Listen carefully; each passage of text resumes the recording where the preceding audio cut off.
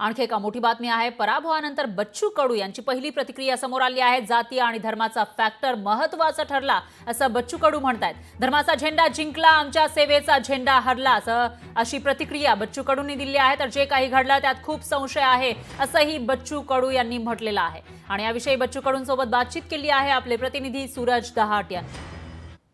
गेली 20 वर्षे अचलपूर विधानसभा मतदारसंघातून प्रहार संघटनेचे अध्यक्ष आमदार बच्चू कडू यांनी या ठिकाणी प्रतिनिधित्व केलं होतं। मात्र भाजपच्या प्रवीण तायडेकडून आमदार बच्चू कडू यांचा पराभव झालेला आहे। या संपूर्ण विषयासोबत आपल्यासोबत बोलण्यासाठी थेट बच्चू कडू तो काय सांगणार, पराभव झाल्यानंतर काय पहिली प्रतिक्रिया?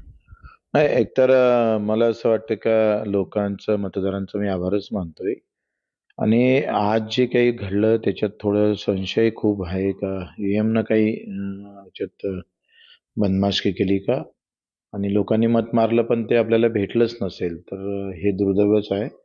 दुसरं, जाती धर्माची खरं तर एकंदरीत लढाई रंगवण्याचा प्रयत्न केला।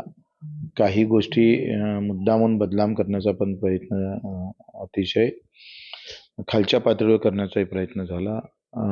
मुस्लिमांचा फतवा आणि हिंदूंचा बटेंगे तो कटेंगे या ह्याच्यामध्ये आमचा सेवेचा झेंडा थोडा मागं पडलेला दिसतं आणि म्हणून झेंड्याचं राजकारण जिंकलं आणि सेवेचं राजकारण इथं हारलं अशी एक प्रतिक्रिया लोकांमध्ये आहे।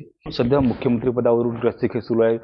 शिंदे समर्थक म्हणतात की एकनाथ शिंदे मुख्यमंत्री झाले पाहिजे, भाजपचे लोक म्हणतात की देवेंद्र फडणवीस मुख्य झाले पाहिजे। तुमच्या मनातला मुख्यमंत्री कोण असणार? मला वाटतं शिंदे साहेबांचाच दावा खरं तर खरा आहे, कारण मागच्या वेळेस जर बंडखोरी केली नसती तर आज भाजप मागच्या 2 वर्षात सत्तेत आली नसती। सत्तेत आली नसती तर आज हे चित्र दिसलं नसतं। याचं प्रमुख आम्ही जर पाहिलं तर खरे दावेदार एकनाथ शिंदे जीच आहे, कारण बंडखोरीच्यामुळेच भाजप सत्तेत आली। नाही झाली असती तर कुठं भाजप सत्तेत आली असती? निश्चित सेवा की झेंडा या कामामध्ये जर पाहायला गेलं तर आम्ही राज्यभरातील प्रहारच्या कार्यकर्त्यांची बैठक घेऊ, त्यानंतरच आमची भूमिका जाहीर करू, अशी देखील प्रतिक्रिया आमदार बच्चू कडू यांनी व्यक्त केलेली आहे। सूरज दहाट, लोकशाही मराठी, अमरावती। लोकशाही मराठी, ऐका, पहा, जागरूक रहा।